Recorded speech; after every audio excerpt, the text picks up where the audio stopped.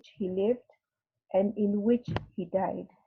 We thank you for the glorious treasury of memories that are ours to keep, to hold on to, and to enjoy. The moments that were deep, special, and personal.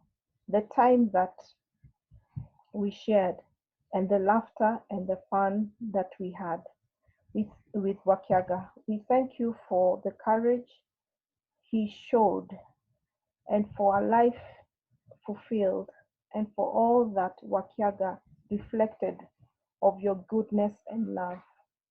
Loving God, may we go on from today to be the same people Wakiaga helped us to become, the people he was proud to call his family and friends. Amen. Amen. And thank you, Omaida, so much for that prayer. Somebody has said life is a lottery, and in this lottery, Toshi pulled the winning card as far as marrying a wife with a voice of worship is concerned. And this evening we'll be having Toshi's wife, that's Joe Moniki, lead us in some worship, and I believe Harriet had actually selected a particular song she wanted us to sing.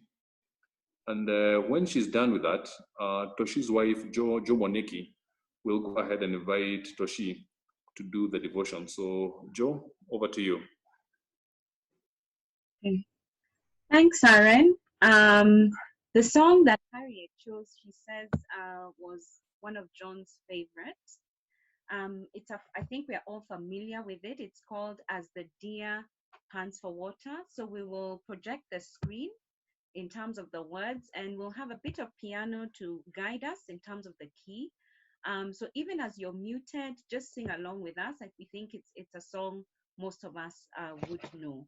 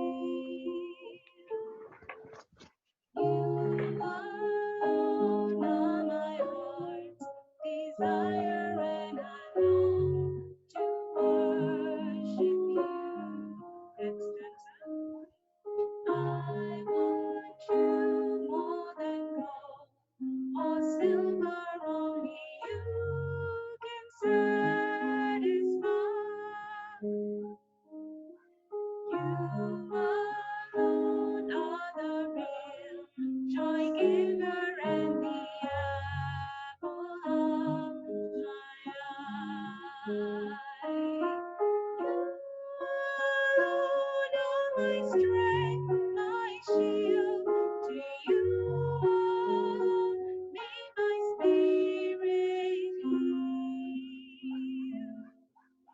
You alone are my heart's desire, and I long to worship you.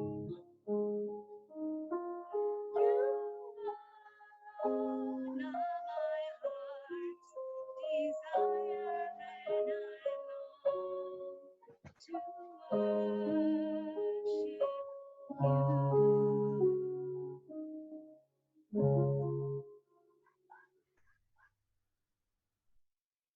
I'll now hand over to Anthony to take us through a brief devotion.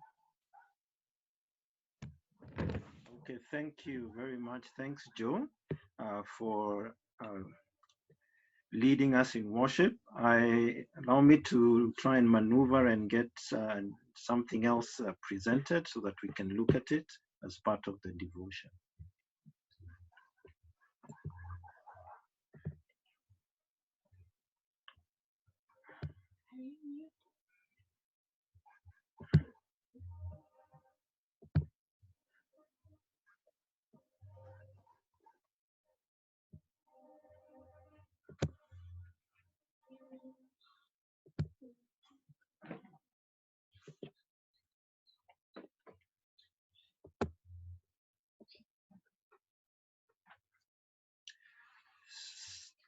So as Robert had said, my name is Anthony Mwaniki. Joe is my wife who has just led us in worship, and John was a good friend. I met him 40 years ago as a first former. And for those of you, just to give you a glimpse of what it was like for John and myself, here are some of photos. Those are some of John's classmates. This was after fourth form. The people you see there look a bit dazed because I think they must have come from a science exam. I don't know if many of you, not many people know, but John is the one who helped me in one of my science papers. I'd actually failed in biology when I did my mock exam. But I went to John, and he really coached me and enabled me to move from what was a proper fail and to actually pass with a distinction in biology. That was the kind of person that John was. This is us as prefects in sixth form, just before we left Lenana. Formal, how it looks as us when we were formal people. But we're also fun-loving people, as you can see. Even John had his fun side. Those are some of us. After the housemaster left, we had our own photo session to see that there were fun times. And when I thought about today, what I would say about John, there were a few things that came to mind. Number one is that he was humble. All of us who met John knew his special kind of humility. He was a person with an excellent mind, gracious, he was one of the best people I knew.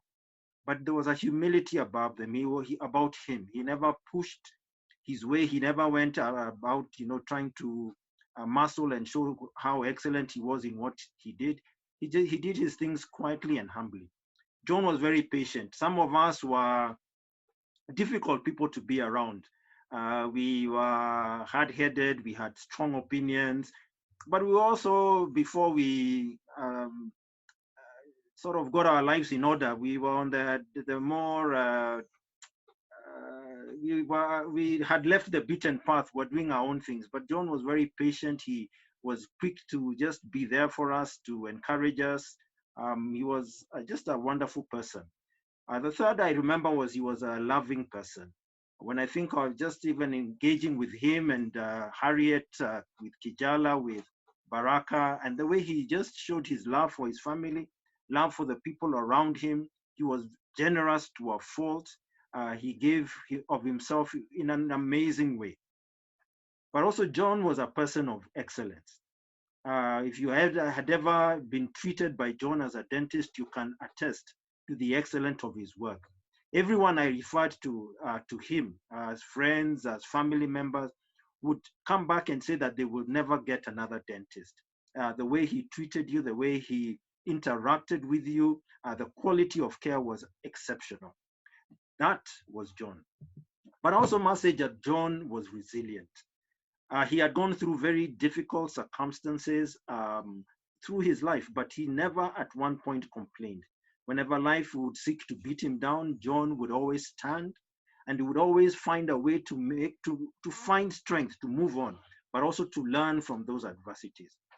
And I thought, when you have been with a person of the quality of John, whose life was taken so early, many of us can ask them, what is the hope if such a person of such exceptional character and quality can be taken up so early? Where is the hope? And even why are we here to remember? Is there really hope? And I took hope in the fact that John found Christ, and he was in that finding of Christ. He had a discussion when there was a time when he was in fifth form. He discovered that all these things he was doing were they were not making sense. They were like filthy rags. He was sitting in a hospital bed and asking of himself, who am I? Where am I going? Because he was about to go to India to get an operation for his heart. And I guess you're dealing with issues of mortality. And he realized that even though he had all these good things, they really were not to the standard that God had called him to. And so I would say that John found Christ because he found the invitation that Christ gave and the declaration. Jesus says, I am the way, the truth, and the life. And no one comes to the Father except through me. It's not about how good you are, how capable you are, how exceptional you are. If without Christ, you cannot find the way. But he also said, behold, I stand at the door and knock. And if you hear my voice and open, I will come and I will eat with you. And when John had this invitation, he opened up the door. In fact, I must say he did the ultimate handshake to enjoy the ultimate BBI, because he got the handshake that enabled him to say that he's a child of God. But also there was a bridge that was built between him and God. And this is something that is available to each and every one of us. If there's anyone on the call who hasn't made that decision, this is a decision that made John's life worth living, and means that his legacy today is not just a legacy for this life, a legacy for eternity. And so therefore, this is the call that each and every one of us has. I want to ask, as I thought about John, I wondered, where is your name written? Where is my name written? Many of us would try and look for names written in books, or maybe as we went through the recent times in the Huduma number, or maybe you would Google and find out what do people say about you. Or today we are on social media, TikTok, LinkedIn, Facebook, or Instagram. But all these things are transitory. They don't last. But you see, John, because of that one decision, found that his book was written where it mattered, in the Lamb's book of life. And I think the question that all of us need to keep asking, even as we remember John today, is, are we like him? Is our name in the Lamb's book of life? Because if we are, then this is a celebration. Because even though John is not with us today, as we remember him, we are guaranteed that we will have an opportunity to see him again. Not even as he was, with the frailties and the fallibilities of every human being, but changed to be everything that God has made him to be. So that, for me, is where our hope, that's where our celebration is, because John knew his master, he knew his savior. And therefore, because of that, we have hope. We come here to celebrate because we know that there will be a time that we're there. I remember I shared this poem at his funeral. And that's because of that decision he made, I had the confidence to speak it, to see and I would want to say it even today for us, that this poem, I hope, will be one that encourages us as we think about John, but even as we think of any others who may have gone ahead of us. And this is what the poem says: I see countless Christmas trees around in the world below, with tiny lights like heaven stars reflecting in the snow. The sight is so spectacular, please wipe away that tear, for I am spending Christmas with Jesus this year. I hear the many Christmas songs that people have held so dear. but the sound of the music cannot compare with the Christmas choir up here. I have no words to tell you about the joy their voices bring, for it's beyond description to hear the angels. And John would tell us, I know you miss me, and I see the pain sometimes inside your heart, but I'm not so far away because we are really apart. So be happy for me, dear ones. You know that I hold you here, but be glad that I've been spending Christmas with Jesus this year and every other. I send you each a splendid gift from my heavenly home above. I send you a memory of my undying love. After all, love is a gift more precious than pure gold. It was always the most important in the stories that Jesus told. So please love and keep each other as my Father said to do. For I cannot count the blessings of the love he has for each one of you. So have a Merry Christmas and wipe away that tear. And remember that John is spending Christmas with Jesus Christ this year. And so I want to say that John fought the good fight. John finished his race. John kept the faith. So I want to ask, where do we stand? Are we fighting the good fight? And we keep running until we finish the race. Sorry, Toshi. Yes? Toshi, Yes. there's somebody called Lillian whose voice is not muted. So Yeah. she's actually interfering with your voice. Lillian, please mute your voice. And then back to Toshi. Thanks. So have we kept the faith? I would like to just for us to watch a short video that would show us how many times our life is. And as we watch it, let us reflect on how we are running our race.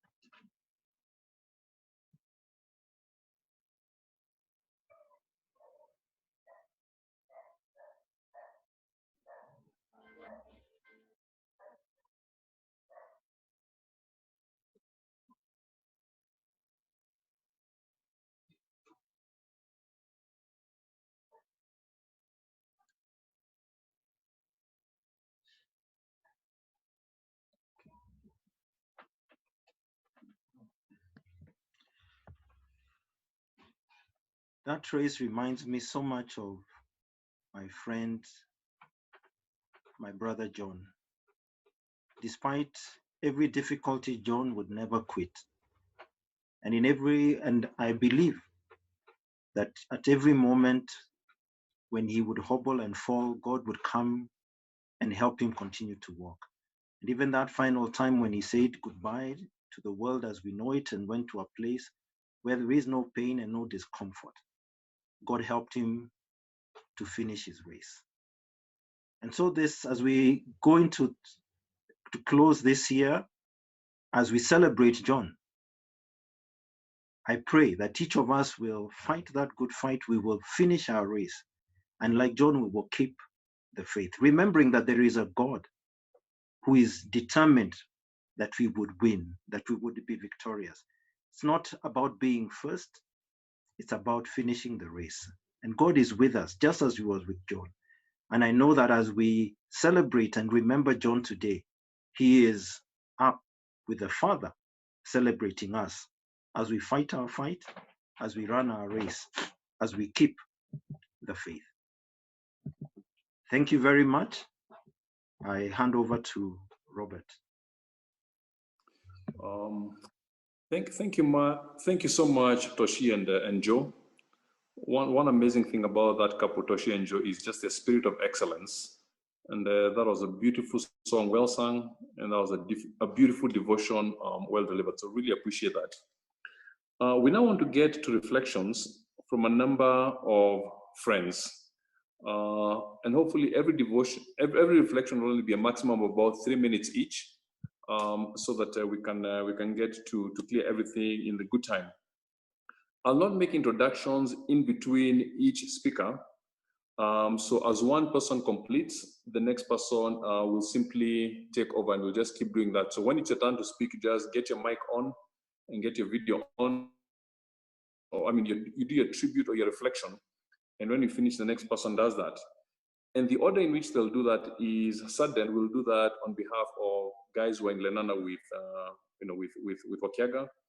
After that, Harris Moirori will do something on behalf of people in core group with him. After that, Johnson Mwangi basically will do something on behalf of people who are his classmates, and Johnson Mwangi was actually his first flatmate when he cleared campus.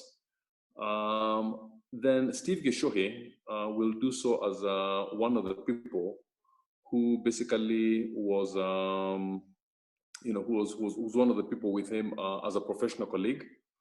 We'll then have Mr. Mwaneki Senior speak as an old friend of Wakiaga. And the final one will be done by Bruce Nyagad. Now, every friend on this call is very special in their own way. However, allow me to pay just special tribute to 3 people, different reasons. The first one is Mr. Mwaneki Senior. Mr. Mwaneki Senior is the oldest person on the call.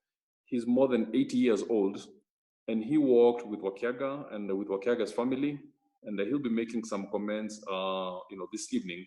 So special mention to Mr. Mwaneki Senior, much older than all of us, but still going strong. The other person I would like to just pay special tribute to is the old boy who has joined us from the farthest away, which is Moses Adriko. Moses Adriko was an old boy in Lenana. He last saw Wakiaga probably about 35 years ago, but he's actually logged in from Uganda. Moses is a lawyer. He's actually senior counsel in Uganda, and he's logged in. He doesn't want to speak tonight, but I just wanted to make mention that an old boy has even logged in from outside the country. And the third person who I want to just give special mention to is Bruce Nyagad. Bruce was a friend of Lenana, and he followed up many boys, and he'll be the last person to give a comment or reflection. And he's actually logging in from the United States, so it's probably still very early in the morning, and we're really happy that Bruce has logged in. I know from a personal point of view, Bruce actually followed up my older brother Alex, and he's been very effective and very impactful to boys who were in Lenana 40 or more than 40 years ago. So friends of Wakiaga, they're good ships and they're wooden ships. They're ships that sail the sea. but the best ships are friendships, and may they always be. Over to you, Saden. Thank you very much, Robert. And it's a great pleasure and privilege for me to be the one giving this tribute on behalf of our colleagues from Lenana School. As Anthony Maniki said earlier, we met 40 years ago in Form 1, 1980. And I must confess, for the first 4 years, despite sharing a number of classes with John, we really got to know one another when we went back for Form 5 for our A-levels. And that was the time that we really felt we were lucky, we were privileged, and we got to know one another. I was sitting in Wakiaga's study one evening and hearing a ticking sound and asking, "What is that?" And he said to me, "It is a ticking bomb." And then went on to tell me the story of how he had traveled to India, how his surgery had gone, and how he had a pace setter in his heart. And then he said a most remarkable thing. He said that the doctors had given him 10 years, and in that 10 years, he was going to leave a mark in the world. He threw himself into a lot of activities, his local church, Sunday school, but most importantly, he was an exceedingly excellent academician. He did very well in his A-levels and in university, and he came out as a fantastic dentist. He never felt that he was losing out, and he was always a jolly and happy person. One of the things that I want to take away when I remember John, and I would like to share with you, are these three things. That he knew that time is of the essence, something we often forget ourselves, and he made every moment count. The second thing that was really touching for me was how simple and how humble he was, despite the fact that he was one of the brightest people in our school. When I hear the phrase that simplicity is genius, the person who comes to my mind is John Wakiaga. Because in everything that he did it with such simplicity and such genius that it left you in awe. Are we simple? Are we humble? The final thing is that he let God. He never remonstrated against God for the shortened lifespan that he felt he had, or the sickness that he found himself with, but he let God work in his life and work within him. And as a result, the legacy that he leaves is one that is to be admired. And he reminds me of a phrase from the famous poem If by Rudyard Kipling, that if you can meet triumph and disaster and treat these two impostors just the same, yours is the earth and everything in it. And what is more, the Lord will look upon you and say, "You are a man, my son." Let us remember John in this way and live our lives to honor him as we honor God. Back to you, Robert. Thank you so much, Saden, for those thoughtful words. What we'll do in the interest of time, we could literally just go from one person to the other. So we'll go in the following order. Saden has done his comments. We'll have Harris. After Harris, we'll have Dr. Johnson Mwangi. After Mwangi, we'll have Steve Gishohe, then Mwaneki Senior, and finally we'll have Bruce Nyagat. Thank you so much.